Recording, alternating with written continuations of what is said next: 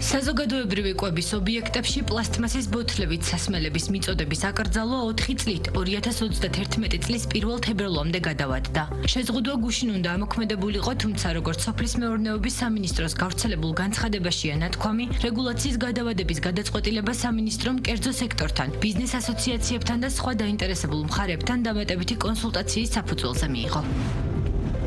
საქართველო-უზბეკეთის ბიზნეს ფორუმი თბილისში 300-ზე მეტი კომპანიის მონაწილეობით გაიმართა. ფორუმზე მხარეებმა ორმხრივი ეკონომიკური კავშირების გაძლიერება და ახალი ბიზნეს პარტნიორობების გაფართოების შესაძლებლობები განიხილეს. უზბეკეთის პრეზიდენტის ვიზიტის ფარგლებში უკვე გაფორმდა განვითარების ერთწლიანი გეგმა, რომელიც ვაჭრობის, ლოგისტიკისა და ინვესტიციების მიმართულებით თანამშრომლობის გაღრმავებას ითვალისწინებს. ცენტრალური აზიის ერთ-ერთ ყველაზე სწრაფად მზარდ ეკონომიკასთან პარტნიორობის გაღრმავება საქართველოსთვის ახალი ბაზრების გახსნასა და შუა დერეფნის როლის გაძლიერებას, ასევე უზბეკეთისთვის ევროპასთან დაკავშირების სტრატეგიულ შესაძლებლობას ნიშნავს. მთავრობის განცხადებით 2032 წლამდე სატრანსპორტო და ლოგისტიკურ ინფრასტრუქტურაში დაახლოებით 7 მილიარდი დოლარის ინვესტიცია განხორციელდება, რაც შუა დერეფნის კონკურენტუნარიანობის გაზრდას შეუწყობს ხელს.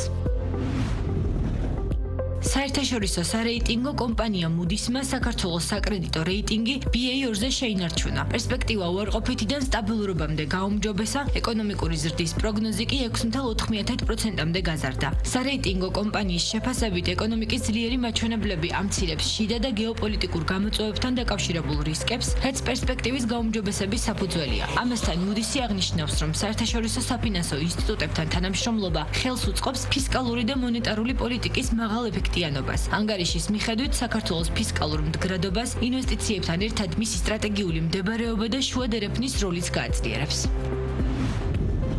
საქალაქო სარკინიგზო დერეფნის განვითარების მიზნით თბილისის მერია ტექნიკურ-ეკონომიკური მიზანშეწონილობის საკითხს სწავლობს. ამ მიზნით მუნიციპალიტეტმა საერთაშორისო ტენდერი გამოაცხადა. პროექტის კონცეფცია თბილისის მდგრადი ურბანული მობილობის გეგმას ეფუძნება, რომელიც რკინიგზის ინფრასტრუქტურის გამოყენებით დედაქალაქს მცხეთასთან, რუსთავთან, თბილისის საერთაშორისო აეროპორტსა და აღმოსავლეთ რაიონებთან დაკავშირებას ითვალისწინებს. საჭიროების შემთხვევაში შესაძლებელია ახალი სარკინიგზო მონაკვეთების ან შემოვლითი ხაზების მშენებლობის განხილვაც.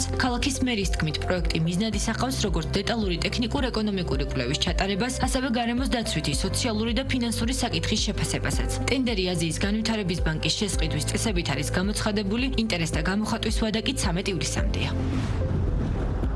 საზოგადოებრივი ტრანსპორტის პარკი ფართოვდება. 4 ივლისიდან 2 სამარშრუტო მიმართულებაზე 12 მეტრიანი ავტობუსები 18 მეტრიანით ჩანაცვლდება. როგორც კახაკალაძემ განაცხადა, ამ ცვლილებებით მეტროსადგურ ახმეტელიდან, გლდანის მიკრორაიონებისკენ და ვაკიდან საბურთალოს მიმართულებით გზავრთა გადაყვანის მაჩვენებელი გაორმაგდება. ქალაქის მერის თქმით, თბილისის ტრანსპორტისა და ურბანული განვითარების სააგენტო განაგრძობს მსგავს ცვლილებებს, რათა მოქალაქეებმა მუნიციპალური ტრანსპორტით გადაადგილება უფრო სწრაფად და კომფორტულად შეძლონ.